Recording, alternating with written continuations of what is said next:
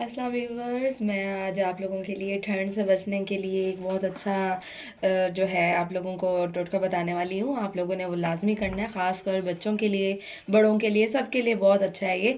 तो जिनको बहुत ज़्यादा नज़ला ज़ुकाम हो जाता है, सर में बहुत शदीद किस्म का दर्द होता है और बहुत ही ज़्यादा खांसी होती है, तो उसमें आप लोगों ने करना क्या है, पानी गर्म कर लेना है और नेचुरल बाम जो है आप लोगों ने थोड़ी सी बीच में मिक्स करनी है और उसका स्टीम ले लेना है। इंशाल्लाह ताला आप लोगों को अब बहुत जल्द जो हेडेक है वो ख़त्म हो जाएगा।